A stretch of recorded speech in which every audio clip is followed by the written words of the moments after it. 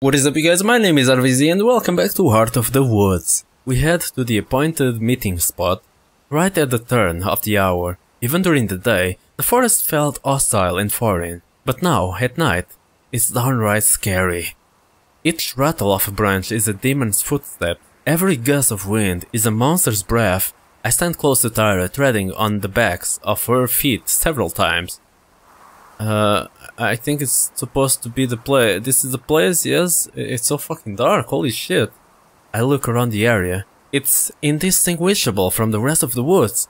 My only comfort is the tiny pinprick of light that represents our cabin.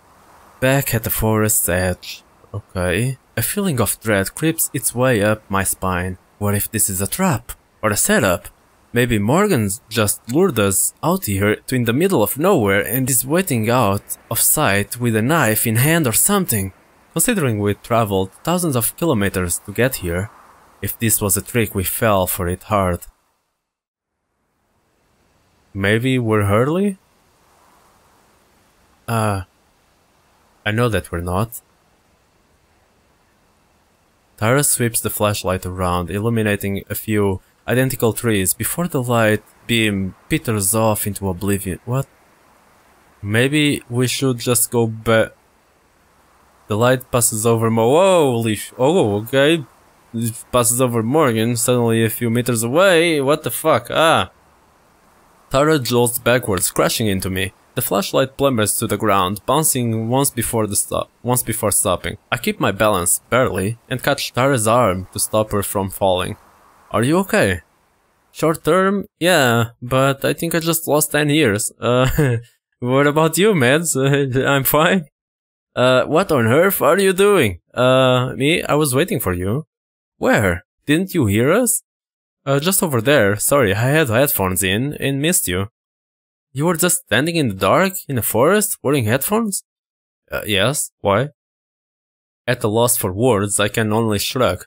Does hanging out alone in the dark in the middle of nowhere not register as weird for Morgan? You just spooked us a little, is all, no worries. She stoops down and retrieves the flashlight from the snow.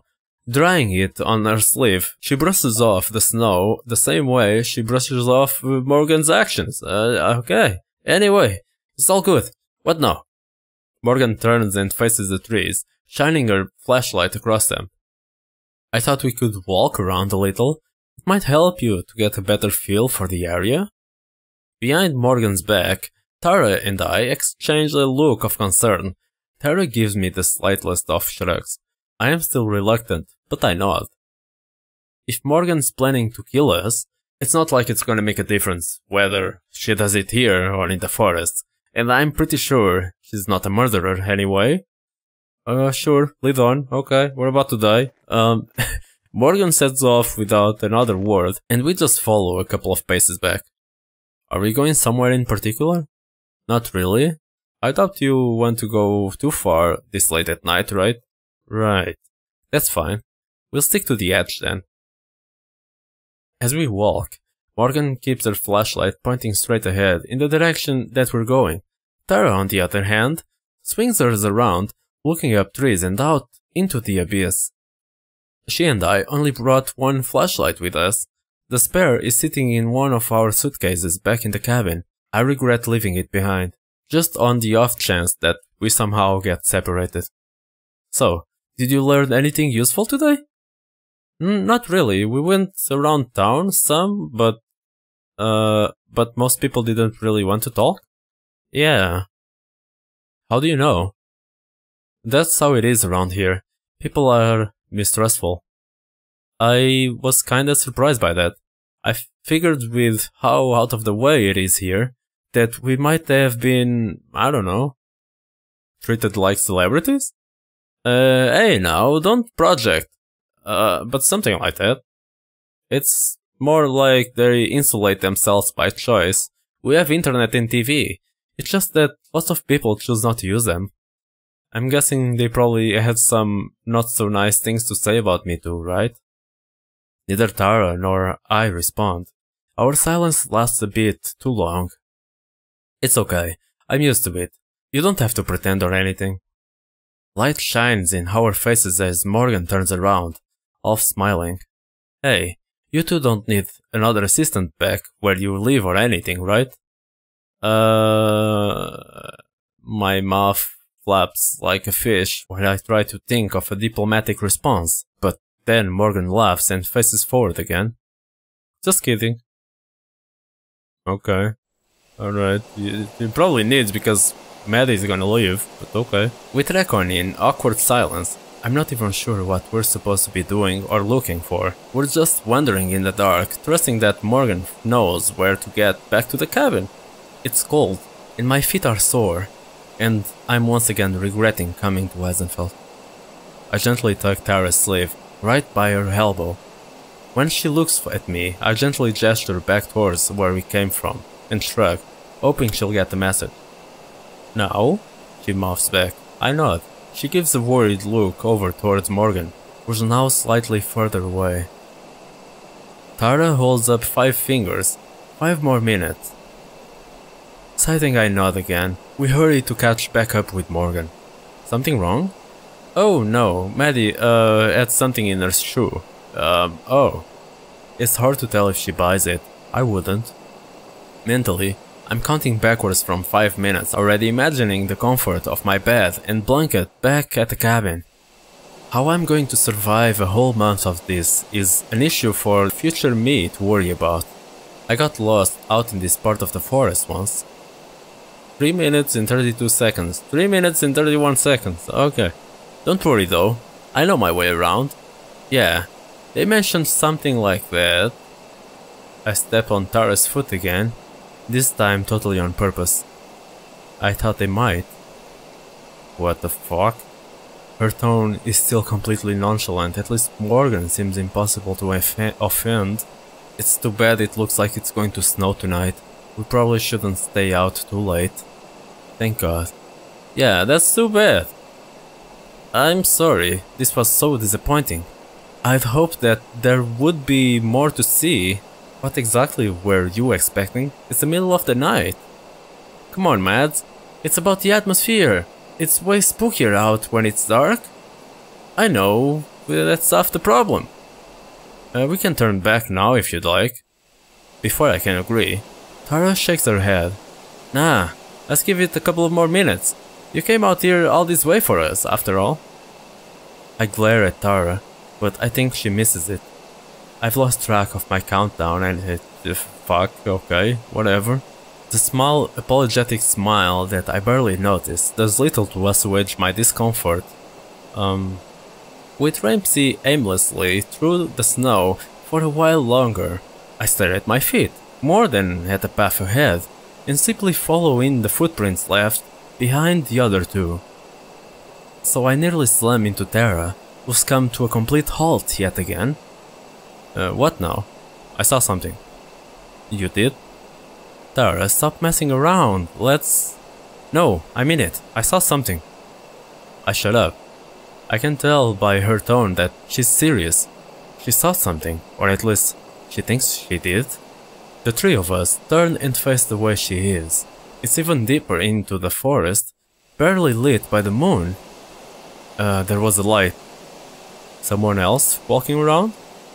There shouldn't be anyone out at this time of night. It's dangerous to be in the woods once it gets late. Well, it's late, and we are in the woods. Why the fuck do we need to go back to the cabin? God damn it. I opt not to point out the obvious hypocrisy. Yes, exactly, we are fucking here. It was probably moonlight or something. It wasn't the moon, Maddie. There's something out there. Both of them point their flashlights in the direction Tara is looking. Aside from more trees, there's nothing to be seen. Tara, Maddie? He grins. This is what we're here for. Come on. Tara breaks into a run, leaving Morgan and I behind in a surprise. We exchange a look before Morgan runs off after her. I have no choice but to go too. The regret is almost instant. Cold knives pierce my lungs with each heavy breath. I'm not in the best shape to begin with, and the snow and boots don't make things any easier. The only consolation is that we're running in a straight line. so it won't be hard to follow our path back. Every so often we pause to catch our breath. The pace is catching up to Tara too, who has to fight to keep her smile on. Morgan seems unfazed by it all. I'm about 3 seconds away from demanding that we give up when I see it. What? Wait, way off in the distance, too far to identify the source, is a light. It sparkles and glimmers like a star that fell to earth. I fall silent, the words stolen from my mouth. Then Tara points, stating what we already know. There it is. Buoyed by her second wind, Tara runs off again. This time Morgan and I are close behind. We follow the light, which sometimes blinks out but soon reappears. I'm too focused on not slipping and falling to give much thought as to the source. There's no telling on how long or how far we've been going. Somehow, the light never seems to get any closer or farther away. It's like it's running from us. Hey, wait up! Tara yells out into the darkness. If whatever it is it can understand her, it ignores her. Running is quickly becoming difficult. My lungs burn from the cold, and my breathing turns ragged after barely a minute. Tara pulls further and further ahead from Morgan and me, her one-track mind fixated on that light. After a bit longer I hit my limit, and my pace slows back to a walk, then a stop. I fold over hands on my knees, and I gasp for breath.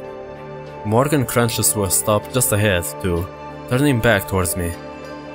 Are you alright? I try to respond, but I'm breathing too heavily to be able to talk. I just wave my hand, gesturing for Morgan to go on ahead without me, but she doesn't. Are you sure? I force myself to stand and nod. I'm fine. In the murk, Tara has become a disembodied light herself. Only the flashlight's glow visible. I watch it bounce to a halt, and then slowly make its way towards us. What? You guys give up too easily. Oh, she's back, okay. How are you not dead? I haven't seen you run for years, what the fuck? That's because you never hit the gym with me, okay. I don't know if she's joking or not. I'm too worn out to care. So, what was that thing? What do you think? Do you think it was your forest spirit? Morgan's eyes widen. You believe me? Tara shrugs. I'm considering it, at least. I mean, what else could it have been? Fairies? Morgan says it very nonchalantly. I side-eye Tara, who is very interested in her boots. The forest spirit doesn't really make a light like that. At least, not that I'm aware of. Right, that makes sense. Doesn't it, Matt? It was probably someone from the village. But as I say it, I know how unlikely that is. The way the light seemed to always maintain a precise distance was unnatural. I can feel the seeds of doubt being sown into my heart, but it was definitely strange. Tara looks at me with more pride than a rainbow flag. Hey, holy shit, that's practically canon in Maddie's terms? I roll my eyes, but it's partially just for show. I'm curious, at the very least. I wouldn't call myself a believer as much as Tara wishes. But that's 2 strange things so far, which is 2 more than I expected when I boarded the train out here. It was strange. That's as much as I'll give... okay, a yawn overtakes me in the middle of speaking. It doesn't help the pain in my lungs. Oh, I guess it's past your bedtime, huh? I kick some snow at her. It bounces uselessly off of her pants. With the way we've been battering with each other, it really does feel a bit more like the old times. Make that 3 strange things on this trip so far. We should begin heading back, anyway. We can't go much further in before I'd be lost too. You still know where we are? Yes, of course. We'd be in trouble if not.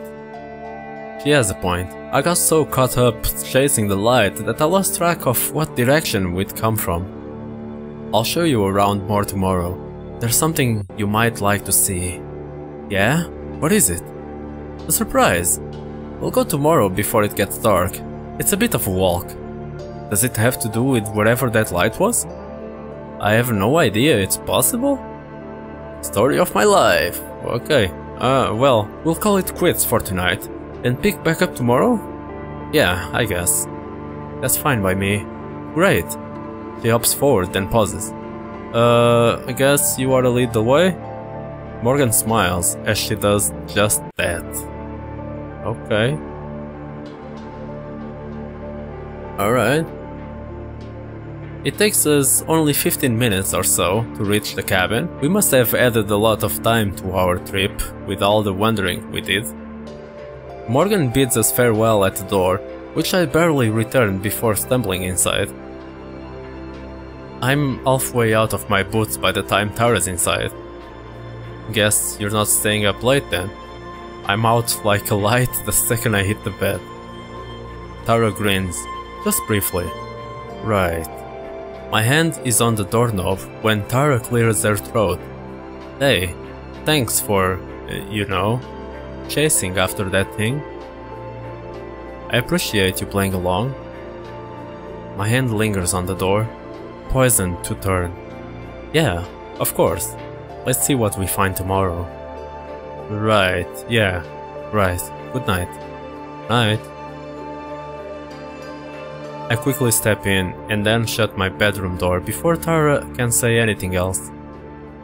As I switch off the lights and crawl into bed, I remember the end of the train ride here. I felt the same just now, standing there, not knowing what to say. It would be so easy. I banish those thoughts from my mind and wrench my eyes shut. There will be time to worry about it tomorrow. I have time to think. We have a month. As I slowly drift off to sleep, the exhaustion that I feel winning out over the stress, the last thoughts I have are of dancing lights in the snow. Okay. What? Alright, it's morning.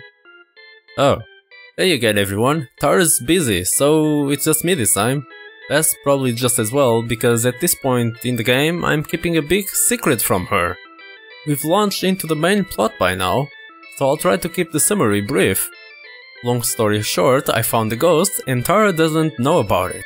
Since she's busy investigating with Morgan, I'm taking some time to get to know the ghost girl on my own. I'll tell her eventually, I promise. It's just nice to have something that you can just call yours sometimes, you know? Well, since she's not doing this intro, I guess I have two things of my own now. I really am living the high life. Alright, I'm gonna leave this episode here. Let me know what you guys think about it in the comment section below. If you actually enjoyed the video, give it a like. Don't forget to subscribe if you're new. And as always, I hope to see you again.